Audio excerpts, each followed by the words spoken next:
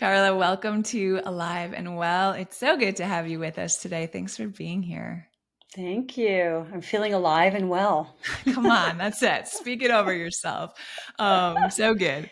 I I'm so curious to talk about your book and the things that you're teaching. And I know that you've had such a part in so many household names, right? So many like musical groups and people that we would recognize and love and sing along to, and bringing them really to this iconic status. And in your book, you talk about that shift, I think, from trying to actually doing. But I would love to hear a little bit about your story first and how that kind of how you started to recognize like, whoa, there's a shift I can make here and it's actually going to have a huge impact on how I show up. How did that come to be? Okay, the short version of my Okay. life so far. So I was raised in New York, Okay. and my dad was a gambler.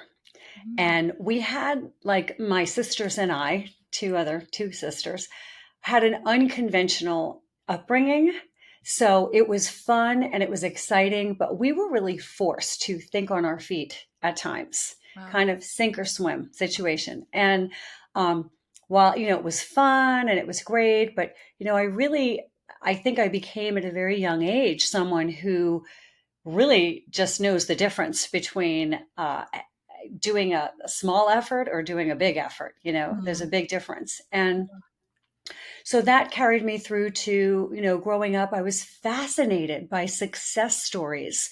How did this person go from here to there? Yeah. Because I tend to think from A to Z. I don't imagine any of the process. I just literally go to what I want, nothing in between. And so I started journaling. Really, I wouldn't call it a journal. It was one time, once a year, that I would write in a book. And I called it my magic book. And in January, I would just tell the universe, I'm so grateful for everything I have, but this is what I'm going to do this year. And I would Mm. tell it, I would say, this year I'm going to have this or that or that. I created my husband in that book. Wow. He will love hiking, but he can rock a tuxedo. He loves his family, and he loves our children. He's a great son to his parents. I mean, I just literally wrote it. So I focused on that because I love, creative visualization. I read all the books, and Yeah. but what I realized after doing, study groups with women, I mean, I was always putting material together, never dreaming about being an author, never knowing what I would do with it. Um, and I realized that it wasn't so much the writing down, Hmm. it was the words I was using. I Okay. never said, I'm going to try to wish for, hope for.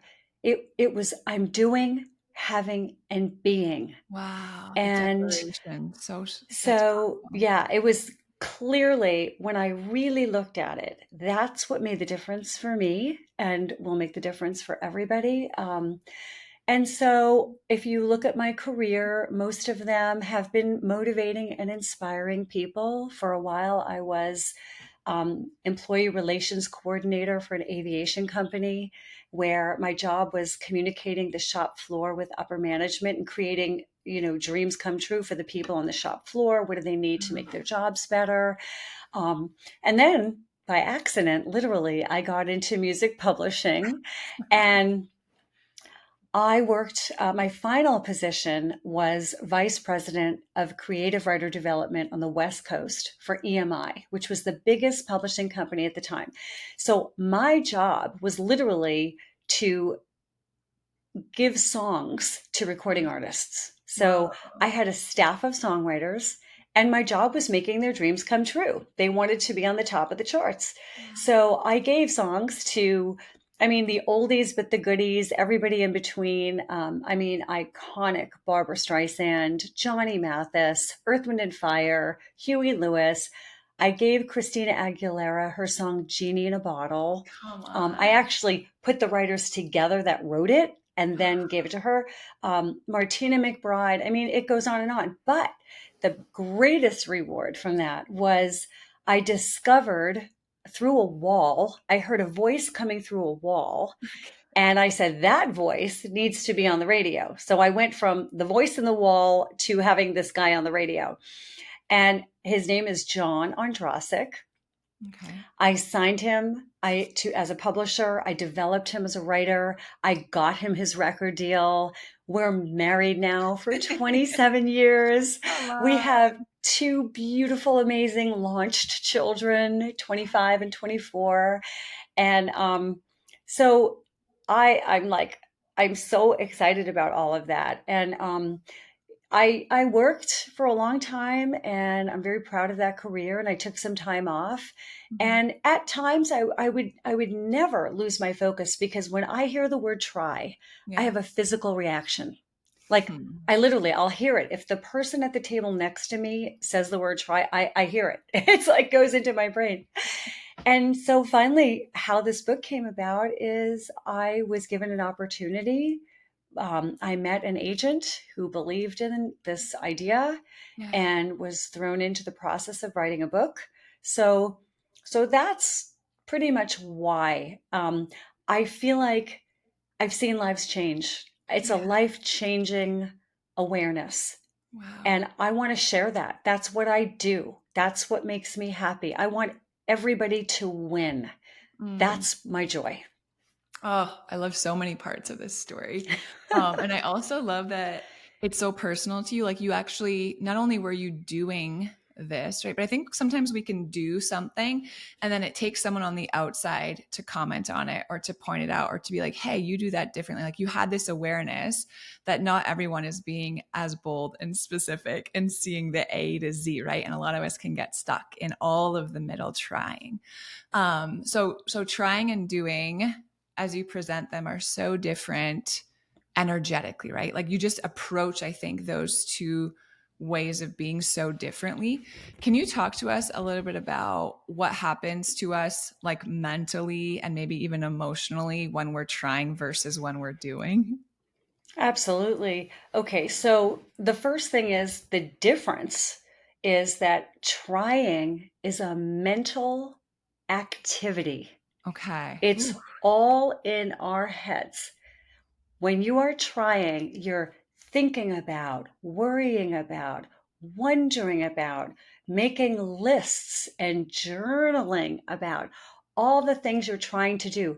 You're still in the planning stages when you're Mm. trying. Wow. Yep. But doing is a physical action. Like okay, so I have a thing in the book called the try test, right?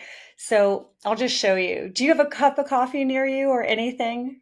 I have a water bottle. Cheers. Okay. Okay. So, okay, I'm going to give you the try test right now. Okay. So, I'll give you three directions. First direction is do not take a sip of your water, right? Your do not. Okay. Now, take a sip of your water. I'll take a sip of my coffee. Okay. Now, you've already not done it and you've already done it. I want to Yeah. see you physically try to take a sip of that water. Okay. You're not going to do it and you're not going to not do it. Show me trying. Yeah. Like you're stuck. Right? Okay. So there's no physical action. Wow. And you probably felt, what, was it confusing when I said that? For sure. Did you feel, you just didn't know what to do, right? Well, Yeah. our brain reacts the same way. It doesn't really know what to do when we tell it to try. It's like, what, am I Mm. going to do it or am I not going to do it? Wow. And if you go to the dictionary definition, which I have a goal of not eliminating the word because you can still try. I just want people to know the real meaning of try. Okay. And it says an attempt or an effort to do something. But Hmm. really, trying is I'll kind of, sort of, maybe do it later if ish I feel like it. Yeah. It's not, there's no effort. Yeah. Okay. You're not doing anything. So, another thing is, trying really puts the effort, the focus on effort. think Yeah. about the word trying, like this person was trying my nerves, it's like this heavy effort where doing puts action on the next step you're going to take, right? So your focus is the effort when you try, but your focus is the action when you do. Um, so, and then another thing I want to really, really point out is of the difference between trying and doing is when you try, when you're Mhm. saying, I'm going to try to do that, number one, you're putting failure as an option right away. It's Hmm. like, look, I may do it and I may not. Failure is right there in first place. And you are eliminating all sense of accountability.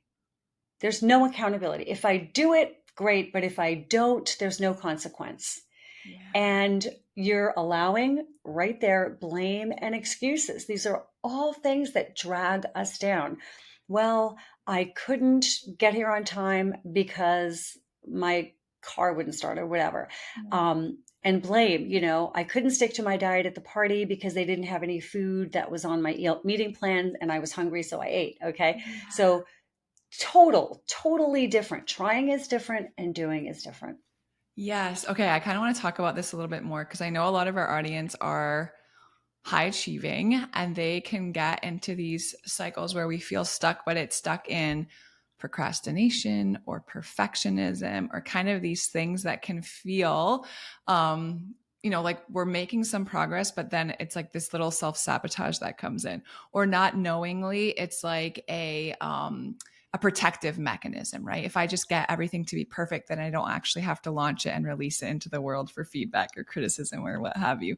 And I think I'm understanding that trying can kind of fit in with things like that, where it's like, at least if we're trying, we can give ourselves a pat on the back, but really it's a protective mechanism because, like you said, we always have that back door, that way out, or like, oh, I gave myself an A for effort, even though I didn't reach it. Talk to me about what's your take on that? Okay, so procrastinating, it's like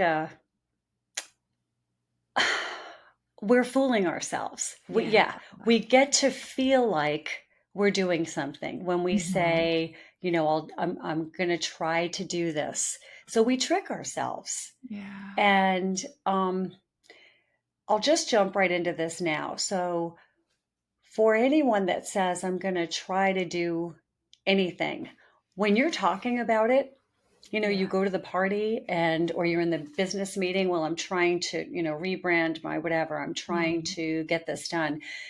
You are getting hits of dopamine and serotonin and adrenaline, all these feel good neurotransmitters, because your brain doesn't know whether you're really doing it or not.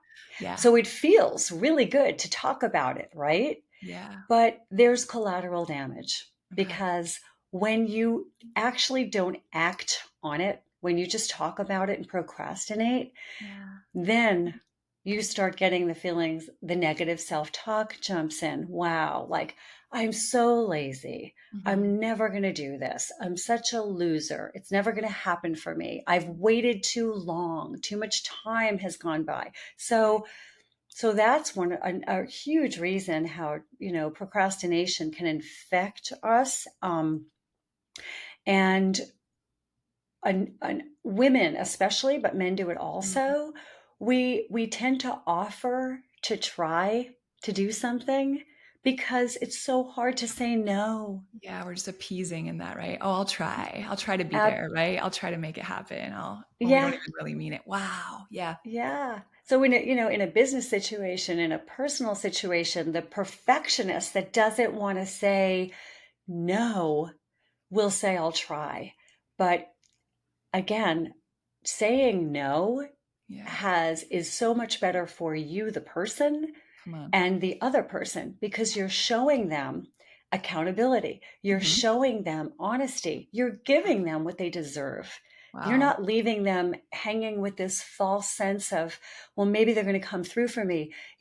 If someone says, well, I'll try to make that connection for you, you're out in the Netherland waiting, right, and hoping. Yeah. But the minute you say no, to anything, whether it's an invitation to a cocktail party or a fundraiser or helping someone with their business or whatever it is, it's gone. You don't have all that in your head. Well, I said I would help them. I could help them. I'm not too tired. I actually could show up, but oh, I'm not going to. And then when they see me, they're gonna, I'm gonna have to make an excuse. And but once you say no, it's magic. It's like it's gone, and now it's clean, Yeah. and they know where you stand, and you can go about and now replace that energy with something that's positive. Yeah, with a place where you can actually do instead of being the stuck in the trying, right? Yes. Yeah. I I'm also a feel like oh, champion. yeah, go I'm ahead. sorry, I'm a champion no person. It's so much fun once you really get the hang of it. And as long as you do it kindly, I love it. Yeah, there's so much good that comes out of saying no. It opens space, I think, for so many yeses that are more fulfilling and aligned. I think that's so good. Another thing that was kind of coming to me when you're sharing this is that when you like kind of like how you catch the word try if someone says it in casual conversation. When I think of the word try, there's kind of like this striving that comes with it, or it just feels like almost feel like a weight or a tiredness in my body when I think about trying. It's like, oh man, I'm gonna have to try at that or try at this. But when I think about actually doing, there's something about that that's actually energizing. And I think it's motivating and there's like a momentum there. Can you talk to us about that? Like even what's going on in our body and how we perceive and the energy it takes to do like, and I think probably the lies we tell ourselves too. Cause I think sometimes we're like, I don't have the energy to do it. I'll just try. But I think I would assume that's actually the inverse is actually true. Yeah, it's horrible. Like, yeah, you just get weighed down, down, down by all the things that you have on that try to list. But if you think about, okay, here's a great example, and I use it a lot, but it's just like it's so universal. Okay. All of us have that junk drawer in Yes. our house, Yep. right? It's Yep. the drawer that you just can't close because it's just full of like the empty tape holder, Mhm. okay? The receipts, the whatever that it's just compiling crap. You just throw it in there. And every day you're just, open it, close it, whatever. And then one day you finally decide that that's it. Like I'm cleaning it out. So you literally spend 10 minutes, okay? You've gone a year, So but true. it takes 10 minutes to finally clean it out. And then it's done. And I will walk by the drawer and I'll open it up just to look at it. Like, oh my God, it looks so good. It feels so Right? good. Yes. It feels so good. That's one tiny little thing. Yeah. Imagine if you've got like a life-changing something you want to do. Whoa. Trying, it affects our health, our happiness, our careers, our relationships, raising our children, which I can get into a whole another part of this conversation. Yeah. But, I'm trying to schedule a doctor's appointment. Okay, Mhm. really? What that's going to do to your health, if that's the basis of this question you're asking me, I'm trying to find the time to call the doctor. I'm trying to get the Mhm. paperwork I need so I can call the doctor. I'm trying to find a new doctor. I'm Yeah. trying to figure out the best month I can go. If that's a dermatology annual exam or your annual physical exam or any exams we need, it could affect your life. You could miss a diagnosis because you waited so long So because true. you were trying to do it. Wow. Yeah, it's so big to me. I can't believe that nobody's really called attention to this before. Yeah. Um, and here's why. It's because we're taught to try. It's not our fault. We are taught to try. Yeah. So everybody, you're off the hook. You Yeah. are free and clear. Okay. Yeah. Our parents and their parents before them, they taught us try your best, try harder, give it Yeah. a try, just try it. I can Love go it. on and on, right? Well, you say it to your kids, I'm sure, Yeah. honey, just try your best. But what we're doing is we're doing a disservice because Mhm. we're actually putting failure in first place for them.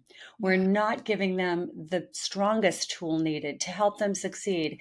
And not trying, it doesn't guarantee success in any way, Hmm. but it guarantees you a better chance of having success Wow. because you're shifting your mindset. Your Yeah. kids are going to go, don't try your best on the test, do your best. And what Hmm. that means translates to them is, well, if I'm going to do my best, I better study a little bit more. I Yeah. better not choose to watch TV or play on my phone because I said I'm going to do my best. So what does that mean? What does that entail? It's so big. That's such a huge shift. And I don't, it's not semantics, right? It's not just the change in a word, the whole Here, energy here's behind here's it is semantics. I'm going to massive. try and take a sip of Yeah. my coffee. No, it's huge. I'm curious for because I think some people I would look at them and I could point them out and be like, wow, she's a doer, right? Like that girl gets so much stuff done. And then I also could probably imagine or think of people in my life who I'm like, oh yeah, there's a lot of trying there. I can tell, right? We're not seeing a lot of progress, but there's a lot of like discussion and planning and trying. What do you think, or what do you tend to see as either like traits or habits, or like what makes the doer a doer versus the trier? Like, I'm assuming one, it's like awareness, but the way you were writing in that journal at the beginning of every year was a very different approach than someone who's probably a trier. So tell me a little bit about what tends to stand out as the people who are doers. What do they do well? Well, I'd say number one is they have less fear. Ah, yeah. Fear is one of the biggest reasons that we try. So I'm not afraid of failure. Okay. And fear, we're afraid of failure. So, you can't jump into the deep end. You can't survive certain situations if you're afraid of failing. You have to just kind of hold your breath and go do it. And, so that's a really big thing. And Yeah. there are ways to get over our fear of failure. One way is to know that it could be the best thing that can happen to you. Hmm. This journey that I'm taking, I'm learning so much, and I make so many mistakes, but that means I'm growing, and it Yes. makes me better. So Great. I think getting, really just embracing fear and appreciating fear is a big one. Yeah. Um, People that don't try, they're the leaders. They're the ones that are rising within the company. Yeah. They are aware that there is an actionable responsibility to get something done. People that try, they're the person that says, well, I'll try to call you back. I'll Hmm. try to get that report to you. I'm trying to write my book. I'm trying to restore the car in the garage that my grandfather left me. Yeah. And they're tired, they're slower, they don't have as much confidence. Yeah. But the trick is when you begin doing, you become more confident. Yes. It Doing gives you this That's right. beautiful set of inside confidence and self-esteem Yeah. and happiness and joy. it's it gives you all those things. So there's a couple of the differences between the triers and the doers. I have a thing in a whole chapter. It's called Try Babies.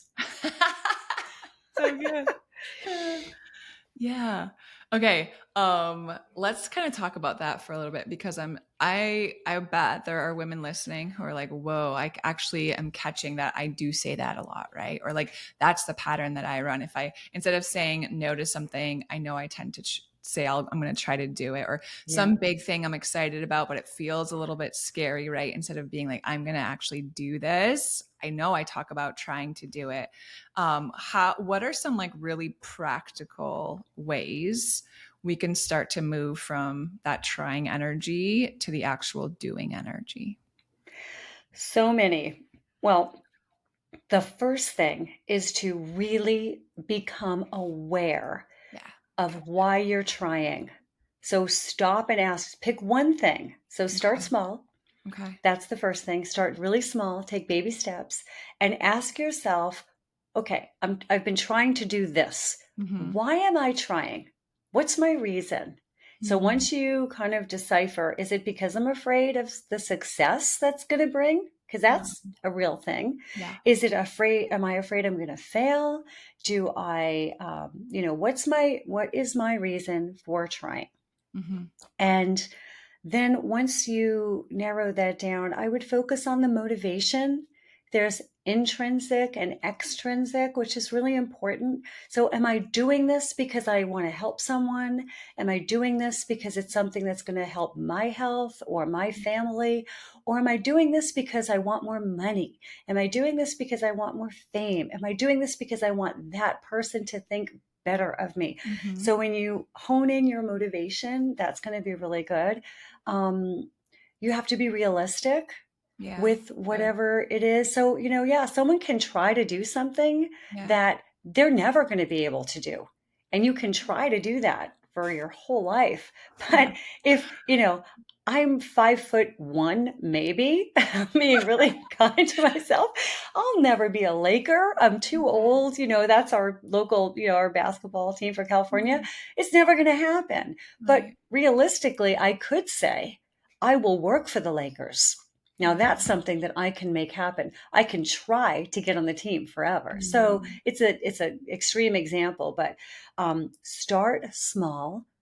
Practice saying no if you're Yeah. not going to do it. Don't throw that try out there. Yeah. You can have people listen for you. Ask your family members or people in the office. Like, if Yeah. you hear me say try, call me out on it Mm. and stop saying it. So good. Have fun. That's part of having fun with it. Listen to other people, listen to yourself. And all my friends, if they say try, they immediately like, oh, no, no, no, I'm not going to try to get the book. I'm getting the book today. We laugh, we have so much fun. But I see my friends now doing things Come that on. they have had on the back burner that they were trying to do. I see them taking action, and it makes me the happiest. My Mhm. kids are doing, and it's amazing. It's great. Wow. I actually wanted to talk to you about that a little bit about how you've seen a pattern of doing instead of trying impact your parenting. And then now, as your children, right, are older and they're adults, and like you said, they're successfully launched, how you see that one impacting them in adulthood.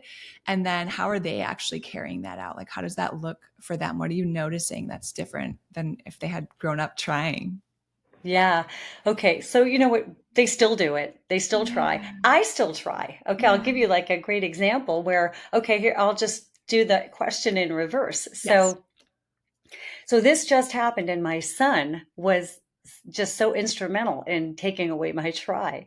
So I had gotten a new car. I had the car for a couple of months, and there's the little screen, the computer screen, and I kept tapping it to change the air conditioning or to change a radio station, and it was like Russian roulette because sometimes it would work, sometimes it wouldn't, and I just ended up just like I would tap, sometimes it would work, and I gave up. And I'm just like, okay, whatever. So months later, my son is in the car with me. And because he lives in Texas, not even with us, we were together on a vacation. And I'm tapping, tapping, tapping to get the satellite radio to play him a song. And he's watching me tap, tap, tap. And he reaches over and he just pulls back this plastic coating Oh, come on. that came with the car. I'm like, Oh. we were dying. And I was like, I have been trying to get this to work. So I'm like, why didn't I go to the dealership? Why Yeah. didn't I Google? Why isn't this working? Why did I keep trying and suffering? And my son just solved my problem by doing that one action, Wow. trying me, doing him. Yes. Um, when they were younger, one day it was cold, a very unusually cold day in Southern California, and there were no sweaters or jackets in the house at all. Okay. And I took them to school and I went to the Lost and Found and I lined up no less than 15 of their sweaters and jackets. And I got them out of class and I'm like, guys, like, this is where your clothes are. Can you please bring your clothes home? And they're like, okay, mommy, we'll try to remember to bring them home. Yeah. And the next day, I sent my kids to school And I said to our daughter Olivia, I'm like, please remember to bring, your lunchbox home today. And she goes, okay, mommy, I'll try to remember. And she stopped herself, literally pivoted around like the exorcist little girl, Yes. right? Reagan. And she goes, nope, I'm not going to try. I'm going to bring it home, Come on. Yeah. which was amazing Yeah. because she got it. And what that meant was, I'm not going to forget because I'm Mhm. bringing it home. I'm Mhm. not going to be late to go to my locker Yeah. because I'm going to bring my lunchbox home. You reprogram your brain. Your brain now knows what doing means. Mhm. Where when you say you'll try, so my kids, they're so sick, especially with me writing this book, of me talking about try. It's in there, the whole family, everybody. So I never encouraged them to try. It was do your best, do what Yeah. you can. We don't expect anything from you, but I expect you to give yourself the best chance. Because if you do that, you're Yeah. going to walk away, even if you don't make the team, even if you don't get the lead in the play, even if you don't get the A on the test, you feel you can walk away with your head held high that you did your best. And that is Mm. all you need, because that confidence and that self esteem is going to carry you through the rest of your life. That's what I want every parent to know. Yeah, that's beautiful, and it's so empowering. And it has such an impact. So thank you. I feel like that's a beautiful like mic drop moment. So thank you for man writing this. Thank you for having like the awareness and then putting it out there and teaching, because like you said, I don't think there's enough discussion around the difference, but it has such a huge impact. So for everyone listening who's not going to try to pick it up, but they are going to grab it and they are going to read it. Yeah, there it is. Let them know. I'm assuming you can find it anywhere, but talk to us a little bit about the book, what they'll find inside, and then where else they can connect with you if they want to keep learning from you. Okay, so the book will be available on September 23rd. Perfect. Don't try to pre order it. You can pre order it right now Yeah. if you go to my website, which is carlaondrasik.com or stop-trying.com. That's an Okay. easy one to remember. Yep. And you'll get a link to order the book, pre order it on Amazon, Barnes and Noble, wherever. When you do that, when you sign up for my website, you'll get the Try Baby test. So you'll be able to determine whether you are a Try Baby or not. Um, and follow me on Instagram. I do daily hits of really fun, sometimes interviews with people and insight. And I think we need a daily reminder because it's something we have to build our muscle. And Mhm. it's good to have a lesson each day about like why trying isn't helping us. So Instagram, go to my website, which is carlaondrasik.com. This book is amazing. So I wrote it. I didn't want it to be like a huge medical journal. Yeah. You can open it up, and when you close this book, you will have a whole new set of tools, and you will begin doing it's immediate. You don't need to do anything else other than become aware. And it's 4 parts. Okay. It's why, what do we think trying means? Hmm. What does it mean? Why do we do it? And how to get past it. Wow. And inside are trailblazing tips, like a whole chapter on how to get rid of our try, soulful solutions, like what are the things within us? The power of silence, not sharing your goals is a huge tool. Then you don't have to put it out there. You can just quietly get it done. I do that all the time. No one needs to know what I'm doing. And it holds a lot of power and energy within yourself to take action. It's all in here. So, thank you for allowing me to share this and to encourage everybody out there that's listening and beyond to not try. Yeah. Wow. Okay. We'll link all of that for you guys in the show notes so it makes it easy for you to do. And I just feel like, on this show, we talk a lot about our nervous system and finding ways to ground in safety, right? And you were talking about fear being one of the biggest reasons why we don't actually do and we get stuck in trying. So for me, the nervous system part is foundational to actually doing anything, right? And then the difference between trying and doing is so foundational, I think, for living a life that feels fulfilling and productive. And I think so often we can get sucked into like, well, I need to color code my calendar, or I need this, hot new planner that's out or whatever. But I really think before any of that is effective for us and helps us be more productive, like this is a foundational piece. Like stop trying and learn, read Carla's book and learn how to actually do. And then you're going to see all of these different pieces you're after for productivity or what have you, are just going to be so much more effective. So I think this is going to be such a missing piece for so many people.